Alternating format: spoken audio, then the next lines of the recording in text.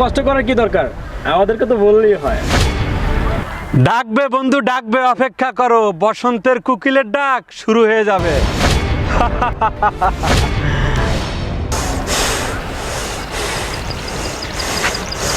চুপ করো তোমরা, তোমাদের ঘরে কি মা বোন নেই? মুখে যা আসছে তাই বলে যাচ্ছ। তোমাদের মতো কিছু অমানুষের কারণে আজকে প্রবাসীর বউদের বদনাম হয়। আর যখন প্রবাসীরা তাদের বউদের নামে এই বদনামগুলো শুনে, তখন তাদের কাজের ভিতর আর মন বসে না, অপমানিত হতে হয় কাজের স্থানে।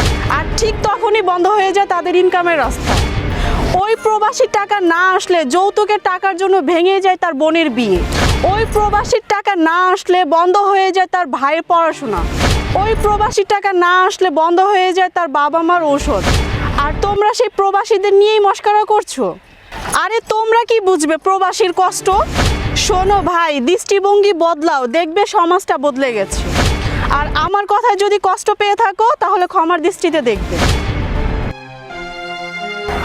আমরা আসলে প্রবাসীর বউদেরকে খারাপ দৃষ্টিতে দেখি। আমরা যখন একটা মানুষকে খারাপ বলি তখন সেই ভালো মানুষটা খারাপ হতে বাধ্য হয়, আর যখন একটা খারাপ মানুষকে আমরা ভালো বলবো তখন সে অটোমেটিক ভালো হয়ে যায়।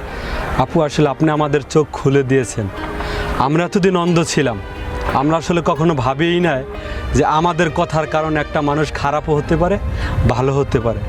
আপু আপনি আমাদেরকে মাফ করে দেন, আর কখনো আমরা রাস্তাঘাটে মেয়ে ছেলেদেরকে দেখলে এই ধরনের কথাবার্তা বলবো না। আসলে আপু আমাদের অনেক ভুল হয়েছে। আসলে আমরা জানতামই না যে প্রবাসীরা এত কষ্ট করে টাকা ইনকাম করে, আর সেই কষ্টের টাকা আপনাদের জন্য পাঠায়। আর সেই কষ্টের টাকা চলে তার বাবা মা ভাই বোন। আর সেই প্রবাসীকে নিয়েই আজকে আমরা টিজ করছি। আপু আমাদের দুজনের চোখ খুলে গেছে। আমরা আজকের পর থেকে আর কোনো মেয়েদেরকে টিজ করব না। আপনি আমাদেরকে মন থেকে মাফ করে দেবেন প্লিজ।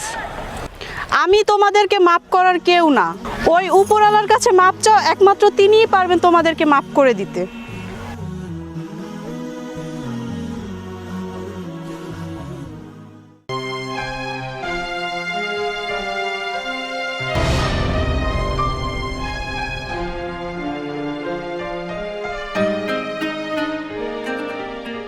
আসলে যায় তোর সাথে আর আমার চলা ঠিক হইব না। কথায় আছে না, ভালোর সাথে চললে ভালো হয়, খারাপের সাথে চললে খারাপ হয়। বুঝছস? তুই থাক তোর মতো। দোষ, আমি আজকে এমন একটা জিনিস শিখলাম, আমি আজকের পর থেকে আর এরকম ভুল কোনোদিন করব না। আমি মন থেকে করতেছি, এবং কি আমাদের সাথে যত ফ্রেন্ড সার্কেল আছে সবার আমি বলে দেবো কোনো মেয়েদেরকে যেন টিস না করো। দোষ তুই দোষ আমার রাগ করিস না। দোষ ঠিক আছে, কথাটা মনে থাকে। হ্যাঁ দোষ ঠিক আছে।